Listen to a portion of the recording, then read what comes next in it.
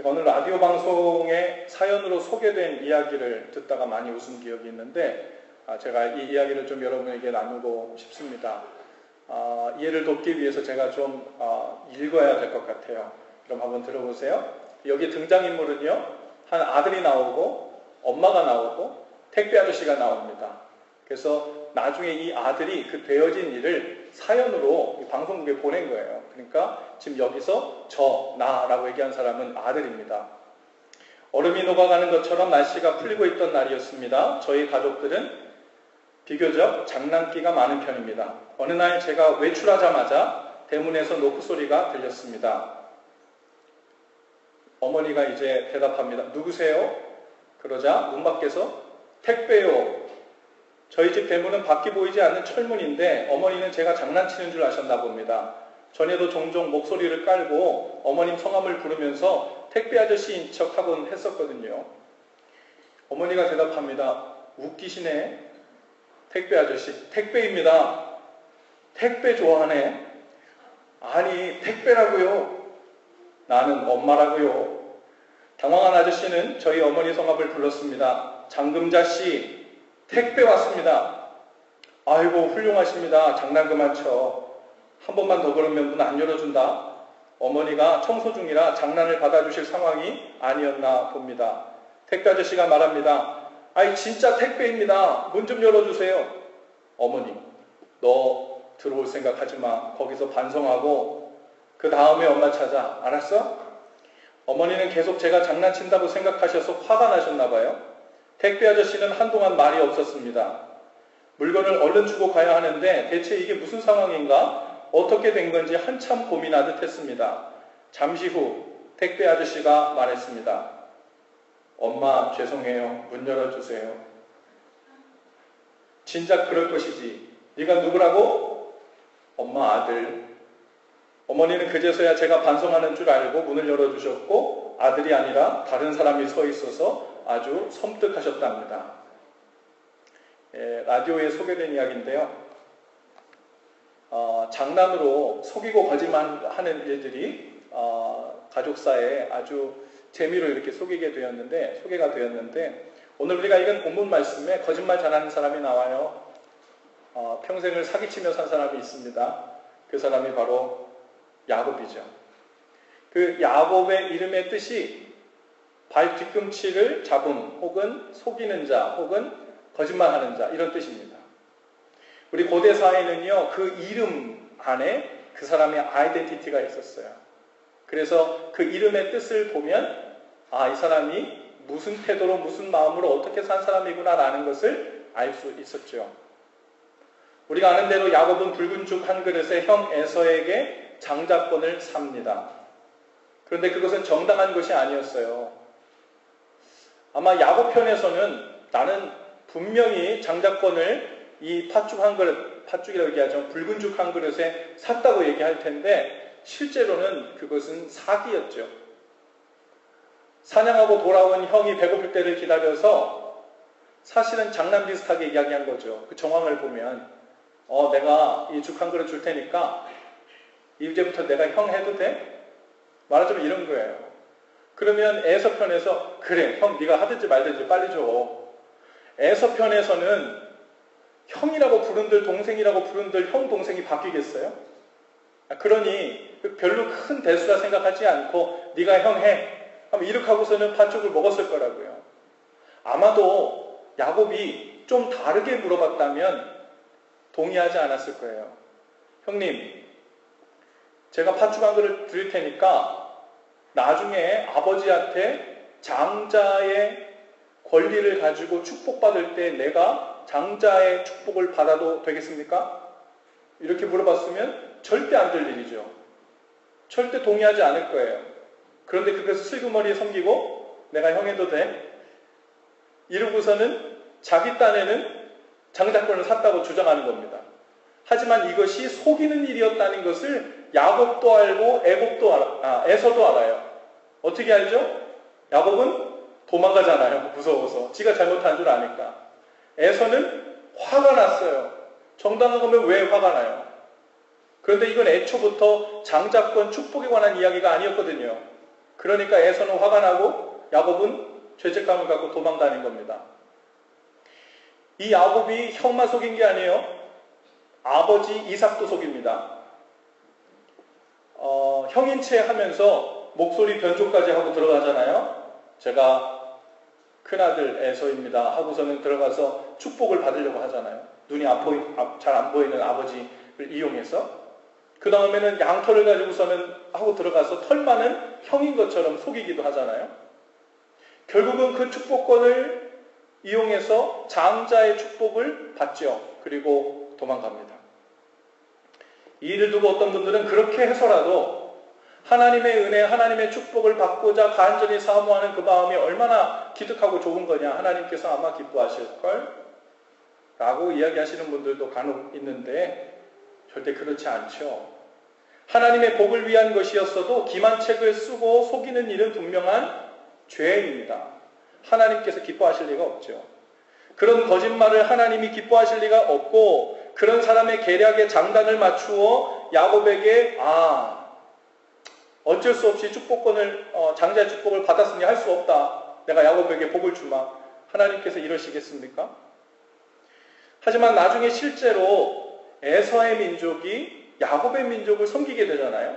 그것을 보고 그때 야곱이 그렇게 해서라도 장자의 축복을 받았기 때문에 아마 이렇게 됐을 거야 라고 생각하는 분들이 있는데, 성경을 앞부터 뒤에까지 쭉 읽어보면 축복을 받기도 전에, 그 이전에 붉은 죽과 장자권을 바꾸기도 전에 훨씬 이전부터 이미 예언되기를, 하나님께서 큰아이가 작은아이를 섬길 것이라고 이미 예언된 거예요. 하나님께서 예정하신 것이 그대로 이루어진 것뿐이지, 이렇게 해서라도 받은 축복이 하나님께서 어쩔 수 없어서 복을 주게 되는 일이 아니죠. 형을 속이고 아버지를 속이는 삶을 살았던 이 야곱이 평생 이제 자신이 속임을 당하는 고통을 받으며 살게 됩니다. 오늘 말씀에도 나오듯이 결혼할 때 외삼촌 라반이 자신을 속이고 라헬이 아니라 그의 언니 레아와 결혼하게 하죠. 또 외삼촌을 위해 일하는 중에도 품값에 대해서 여러 번 속임을 당합니다. 나중에 사랑하는 요셉을 팔고서는 들짐승에게 잡아먹혔다고 말하는 아들들에게도 속고요. 나중에 애굽의 총리가 되었는데 요셉이 자신의 정체를 감추고 아들들에게 포로로 한 아들을 잡고, 혹은 다음번에 그 막내를 데려오지 않으면 너네 다 죽은 목숨이야, 이렇게 말하면서 그 이야기를 듣고 있는 야곱도 두려움에 떨고 또 근심하게 되죠. 평생 그렇게 속이는 일에 노출되면서 안타까운 삶을 살게 됩니다. 그 중에서 오늘 본문 21절에 보면 야곱이 라반에게 이렇게 말해요. 내 기한이 찼으니 내 아내를 내게 주소서. 여기서 내 아내가 누구예요? 라헬이죠, 라헬. 약속한 대로 내 라헬을 달라는 거예요. 내 기한이 찼다는 말은 무슨 말일까요? 라헬을 얻기 위해서 라반에게 무료로 7년 동안 일하겠다는 그 노동 계약 기간이 끝났다는 겁니다. 내 기한이 찼으니 이제 약속대로 내 아내를 내게 달라는 거예요. 이 당시에는요, 한 여인을 자기 집으로 신부로 데려오려면 그 신부 측에 그 집찬금을 줘야 했습니다. 그것이 돈이기도 하고 또 동물이기도 하고 어쨌든 재물을 주어야 했죠. 근데 우리 아시는 것처럼 야곱이 거의 맨발인지 모르겠지만 쫓겨나듯이 도망 나왔잖아요. 뭐 양떼를 끌고 나왔겠어요? 아무것도 없는 거예요. 그런데 라헬과 결혼하고 싶은데 지참금이 없잖아요. 그 대신에 지참금이 없는 대신에 내가 삼촌을 위해서 7년 동안 무료로 노동 계약을 할 테니 이것으로 대신 임금을 받고 딸을 달라는 이야기예요. 그래서 7년 동안 노동 계약으로 일을 하고 자유 없이 일한 다음에 이제 기한이 찼으니 내 아내를 내게 주소서라고 이렇게 말한 것입니다. 야곱은 아마 꿈에 부풀었을 거예요. 이제 내가 계획한 7년이 다 차면 라헬을 아내로 맞아 행복한 삶이 시작되겠지. 자신이 그리고 계획했던 최고의 행복한 삶이 저 라헬과 함께 시작될 거라는 그런 부푼 꿈이 있었을 것입니다. 그동안 집을 떠나와서 두려움 속에 비참하게 살았는데 이제 나에게도 볕이 드는구나. 아마 그렇게 생각했을 거예요. 이제 내가 사랑하는 라헬도 얻고 이제 7년이라는 노동 계약도 끝나서 자유의 몸이 되면 그동안 보고 싶어도 가지 못했던 고향 땅에 지금쯤이면 형 에서의 마음이 녹아서 용서도 하지 않을까, 그런 소망도 품었을지 몰라요. 곧 이제 라헬과 함께 집으로 돌아갈 생각에 마음이 부풀었을지도 모릅니다. 그런데 삼촌 라반이 야곱을 속입니다. 신혼방에 라헬이 아니라 그의 언니 레아를 들여보낸 거예요. 언니보다 동생을 먼저 시집 보내는 풍습이 아니라면서 변명을 하긴 했지만 미리 말해주지 않고 진행한 일은 분명한 사기입니다. 네, 이것 또한 속인 거짓말이었죠. 그리고 대신에 다시 계약을 맺자고 합니다. 풍습대로 언니 레아와 결혼을 했으니 이제 라반이 이렇게 얘기해요. 7일을 채우라 그래요. 여기서 말하는 이 7일은 한 여인과 결혼하게 되면 그 결혼식 후에 이어지는 7일 동안의 말하자면 결혼 피로연입니다. 7일 동안의 잔치가 끝나야 이제 결혼식이 마무리되는 거예요. 레아와 결혼했으니까 이제 레아의 몫으로 배당된 7일 동안의 결혼 피로연을 마치고 그 다음에 라헬을 주겠다는 거예요. 그러면 레아 몫으로 7년을 일한 것으로 이미 지나간 것은 쌤쌤하고 이제 라헬 위해서 또 지참금을 내야 되니까 또 7년을 일하라는 겁니다. 이거 뭐 자기 맘대로예요. 동의한 적도 없고 그런 적도 없는데 라반이 완전 자기 맘대로 합니다. 이 7일을 채우라고 말하는 삼촌의 말에 오늘 우리가 읽은 본문에는요, 이야기의 순서가 쭉 기록되어 있기 때문에 그 행간에 도대체 야곱의 심정이 어땠을까, 무슨 고민이었을까, 그 마음 상태가 어땠을까가 자세히 기록되어 있지 않아요. 근데 한번 상상해 보면 그것이 아무렇지도 않겠어요?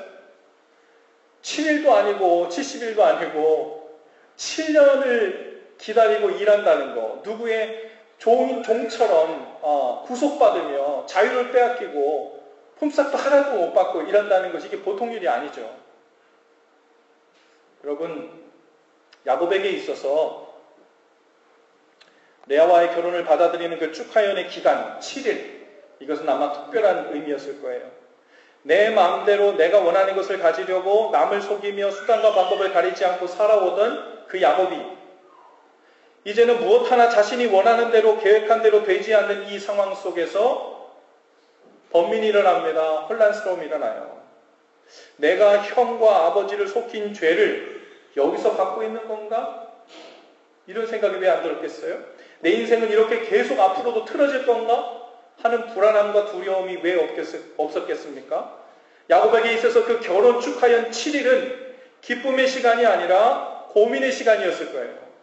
이 상황을 어떻게 받아들여야 될지, 이대로 가도 되는 건지, 앞으로 이것은 여기서 끝나는 건지, 앞으로도 불행이 계속될 건지, 이 구속되어 사는 삶은 언제 마무리가 될 건지 별별 생각이 다 들었을 거예요.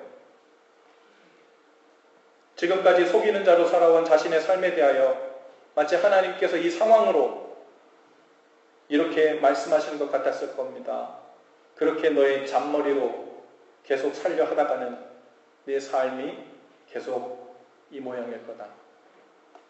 땅이 죄인에게 엉겅퀴를 내듯 삶이 너를 계속해서 배신하는 느낌을 받게 될 거야. 오늘 우리도 다양한 방식으로 야곱처럼 생각합니다. 나의 기한이 찼으니 내 할 일을 다 했다는 거예요. 나는 이제 행복할 수 있는 조건을 충족했다는 겁니다. 이제 나는 할 만큼 했으니까 나에게 좋은 날이 와야 된다는 거예요. 하나님도 나한테 이러시면 안 된다는 거예요. 내 기한, 내 의무를 다 했으니까. 내가 여기에 내 기한이라고 하는 다양한 종류의 나의 노력과 최선을 심었으니 내가 원하는, 내가 좋아하는, 내가 꿈꾸고 내가 계획했던 그 삶이 당연히 마땅히 주어져야 한다고 하는 그 마음이 바로 야곱에게 있는 거죠. 우리의 마음이 꼭 그러한 거예요. 이제 나는 당연히 행복해져야 하고 내가 계획하고 생각했던 삶을 살 수 있어야 해. 내가 그토록 원하는 것은 편안한 삶이라는 라헬일 수 있습니다. 야곱에게는 라헬이 죽고 못 사는 가장 원하는 것이었어요. 여러분에게 죽고 못 사는 가장 원하는 것, 여러분의 라헬은 무엇입니까? 내가 살고 싶은 행복한 삶을 살기 위해서 어쩌면 내 삶 속에 건물 하나 갖고 평생 놀고 먹고 여행이나 하며 살면 딱 좋겠는데 어쩌면 그런 라이프 스타일이 내가 꿈꾸는 라헬일 수 있어요. 이제 행복이 나에게 와야 한다고 하는 나의 의무와 도리를 다했다고 하는 그 생각이 마음을 사로잡는 겁니다. 심지어 하나님을 알고 주님을 사랑하고 주님 뜻대로 산다고 하는 사람들의 기도와 바램도 어쩌면 주님, 이 라헬, 하나님이 저에게 주신 동반자, 신부가 맞습니까? 물을 생각하지 않고 그저 내가 원하는 것 위해서 끝까지 달려가는 거예요. 겉으로 볼 때는 대단한 사람 같아 보이죠. 7년만 아니라 14년을 사랑한 사람을 얻기 위해서 했었다고 그러니까 아주 로맨틱하게 보이죠. 대단해 보이죠. 그렇지 않아요. 야곱은 자기 욕심을 따라 산 거예요. 자기가 얻고 싶은 거는 얻어내야 되는 성미예요. 그래서 속이고 거짓말을 해서라도 장자권 축복을 받은 거예요. 사실은 베델에서 하나님을 오는 길이 만나고 왔음에도 불구하고 야곱은 아직도 정신 못 차리고 있는 거예요. 하나님께 물을 생각을 안 해요. 하나님이 맺어주신 사람이 맞는지 하나님의 뜻인지 묻지 않고 여전히 내 눈에 좋아 보이니까 14년 아니 30년을 일해서도 내가 원하는 사람을 얻어야 되는 거예요. 로맨틱한 게 아니에요. 자기가 원하는 자기의 삶에 집요하게 빠져 있는 거죠. 성경에서 말하는 죄의 본질은 물론 우리가 밖에서 나가서 죄 짓는 그런 죄도 있지만 더 본질적인 죄는 하나님을 향해 하나님의 뜻을 물으며 살아야 되도록 창조된 인간이 나의 뜻을 따라 내가 원하는 대로 나를 향하여 사는 것이 죄입니다. 야곱은 철저히 그런 면에서 죄에 빠져 있었고 죄에서 나온 적이 없어요. 여전히 나이를 얻고 있는 이 과정 속에서도 죄 가운데 있는 겁니다. 여러분, 야곱은 사람들을 속였어요. 그런데 우리는 하나님 저는 사람 속인 적 없어요.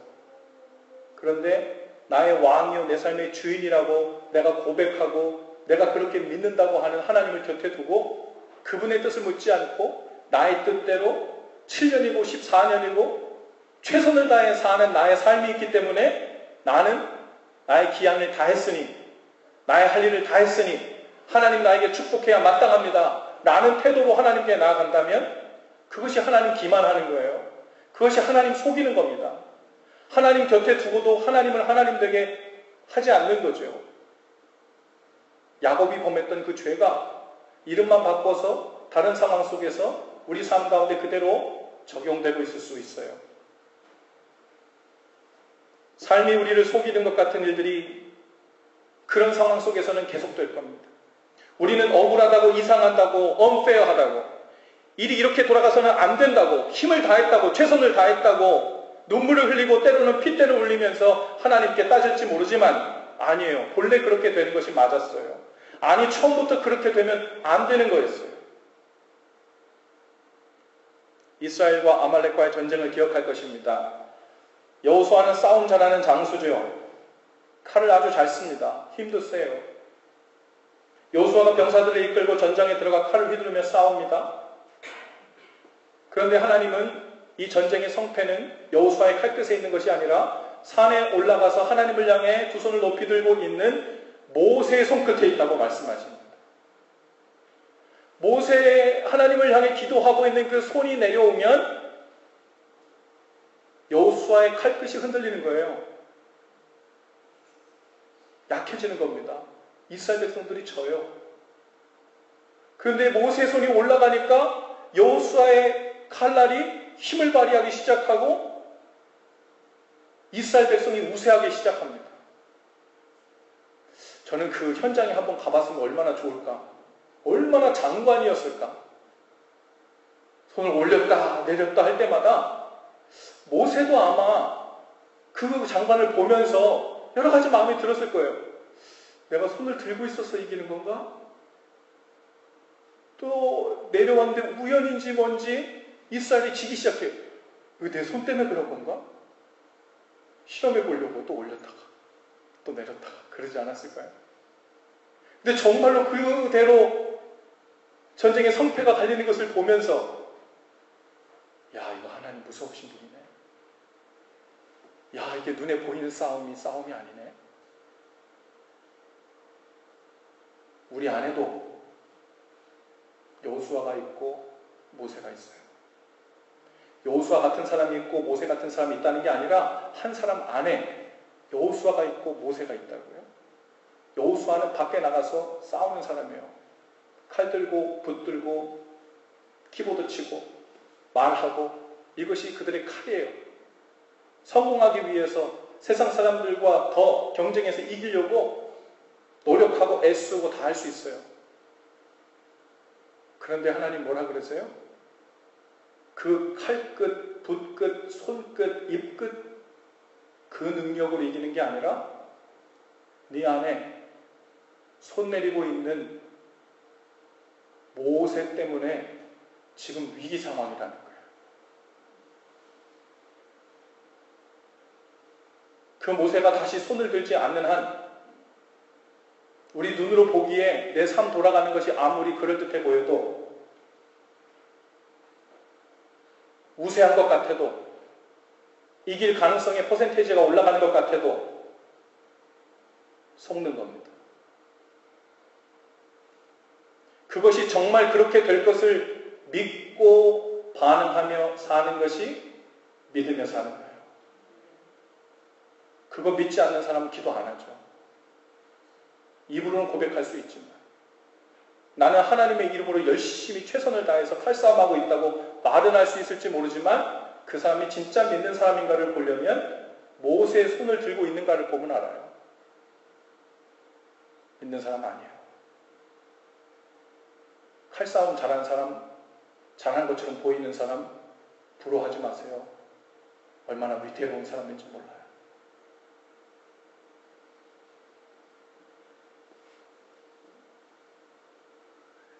야곱처럼 예상치 못한 삶의 문제, 그 고난 속에서 혼란스러워하는 분들이 우리 가운데도 있을 것입니다.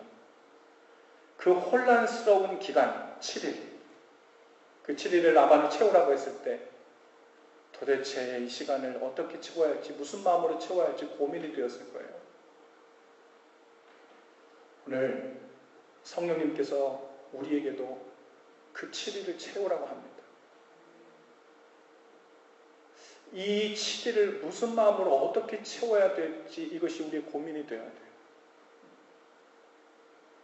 여러분, 너무 늦지 않았어요? 우리가 아무리 혼란스럽고 어려운 문제 그리고 이미 뒤틀려져 버린 것 같은 상황 가운데 들어와 있어도 그 한가운데서도 모세의 손을 들고 주님 손을 의지하면 주님께서 거기서부터 다시 은혜가 흘러가게 하실 것입니다. 어느 상황에서도 다시 뒤집을 수 있는 능력이 하나님께 있기 때문에 우리는 그분을 전능하신 하나님이라고 하는 거예요. 할렐루야. 그래서 우리는 어느 때나 소망이 있습니다. 어느 때나 소망이 있기 때문에 내가 하고 싶은 대로 다 하고 나중 가서 그 소망의 때 가면 되지? 이런 마음을 아주 지혜롭게도 품을 수 있어요. 문제는 그 생각의 프로세스, 그 동기조차 하나님이 아신다는 거예요. 그러면 그 후에 가서 이때쯤 내가 원하는 대로 하고 지금부터 손 들고 다시 전화위복이 되면 되겠지 하고서는 은혜를 붙들면 거기 진정성이 있겠습니까? 그걸 진짜 회개로 주님께서 받아들이겠어요? 지금이에요, 지금. 우리는 어쩌면 생각보다 많이 늦었을 수도 있어요. 생각보다 오랜 기간 모세의 손을 내리고 있었을 수 있어요. 오랜 기간 여호수아의 칼끝 싸움 기술을 배우고 거기서 이겨내는 것으로 주님, 제가 오늘 칼 들고 나가지고 싸웠는데 1등 했어요. 5사람 물리쳤어요. 다 제쳤어요. 그리고 여호수아가 전장에서 하나님께 칼을 들고 영광을 돌린다 그러면 우스운 이야기예요. 우리 힘으로, 나의 능력으로, 나의 최선으로 하나님께 영광 돌리는 법, 그런 법은 없어요. 하나님을 믿고 그분을 의지하는 것으로 하나님께 영광 돌리는 거예요. 얼만큼 이길 건가, 얼만큼 성공할 건가, 어디로 인도하실 건가는 하나님께서만 판단하셔서 옮겨주시는 거예요. 그러니 그만큼의 성공은 하나님께 드릴 게 아니에요. 원래부터 하나님 거죠. 좋은 길 혹은 더 나은 길이 있지 않을까 하고 열심히 찾아다녀도 그런 길은 없어요. 소망이 없다는 이야기가 아니라 우리가 찾아야 할 길, 가야 할 길은 한 길밖에 없어요. 그 길이 사망의 음침한 골짜기와 같은 어려운 길이든 고난의 길이든 아니면 눈에 좋아 보이고 성공하는 길처럼 보이는 길이든 어느 길이든 상관없어요. 중요한 건 그 길 갈 때 주님과 동행하고 있는가가 중요해요. 주님과 동행하고 있으면 사망의 음침한 골짜기를 다닐지라도 해를 두려워하지 않고 그분의 막대기와 지팡이가 나를 안위해서 그분이 원하시는 그분의 지점에 우리를 옮겨놓으실 거기 때문에 그것이 우리 삶의 성공이고 행복이고 목적이기 때문에 우리는 성공하는 겁니다. 그런데 그 길을 가지 않고 지금 내 눈앞에 어디가 편한 길인가, 더 좋아 보이는 길인가. 어떤 사람들은 이거 일이 이렇게 잘 됐어요. 이게 나에게 유리하게 이렇게 잘 돌아가요.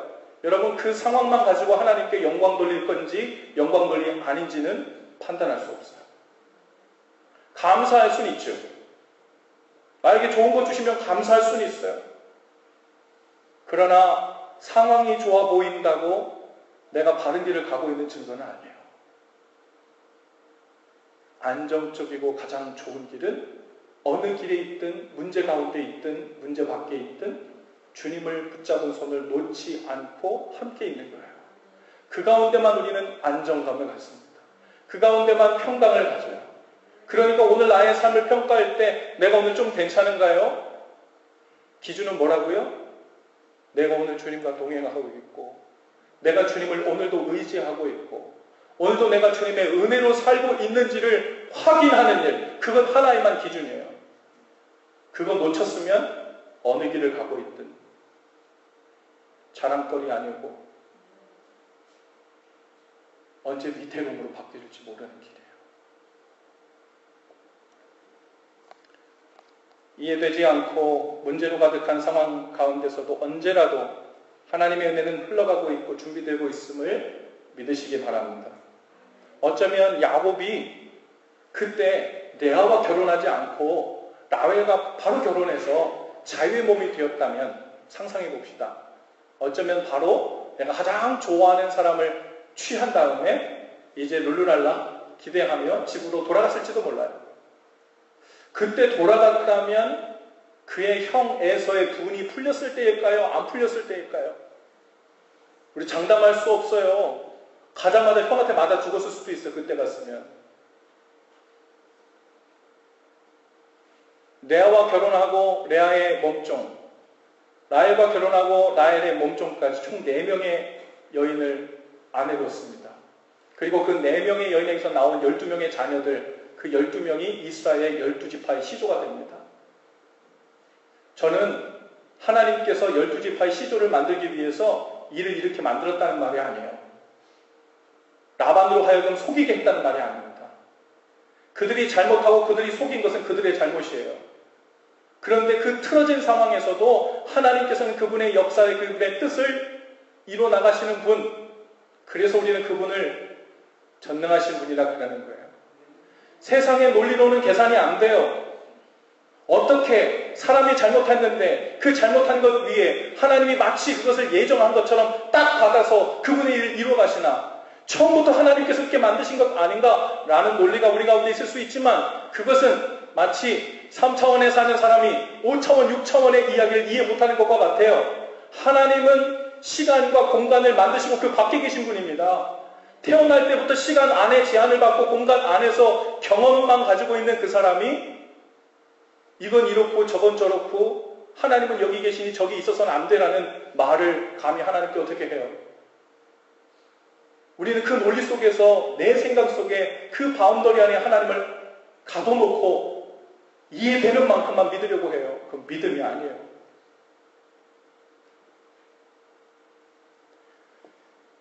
오늘 우리의 상황이 아무리 심각해 보이고 너무도 많이 틀어져 보인다 해도 하나님 은혜 앞에서 너무 늦은 때는 없습니다.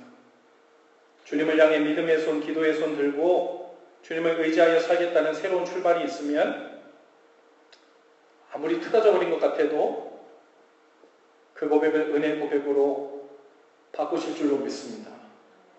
그분이 우리 각 사람의 삶에서 지금까지 이루어 오신 그분의 방식이에요. 그래서 주님은 모든 일을 하실 수 있는 어떤 분이라고요? 전능하신 분. 여러분 믿으십니까? 당황하고 불평하고 걱정하면서 우리에게 당한 이 혼란스러운 7일을 보내지 마시고 이제부터는 내가 할 일이 아니라 하나님께서 하실 일을 기대하는 삶을 살겠다는 결단으로 우리에게 당한 그 7일을 지혜롭게 채우고 돌아서는 저와 여러분들 다 얻으실 수 있기를 주님의 이름으로 축복합니다. 우리 모두 자리에서 다 일어나십시다. 우리 헌신 기도를 한 목소리로 함께 하고 찬양하며 나가십시다. 우리 함께 기도하겠습니다. 주님, 어디로 발을 떼야 할지 혼란스러운 때를 만난 자녀들에게 지혜를 주시고 믿음을 주옵소서.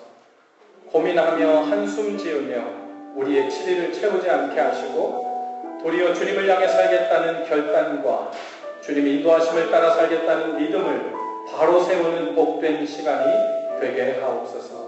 예수님 이름으로 기도합니다. 아멘.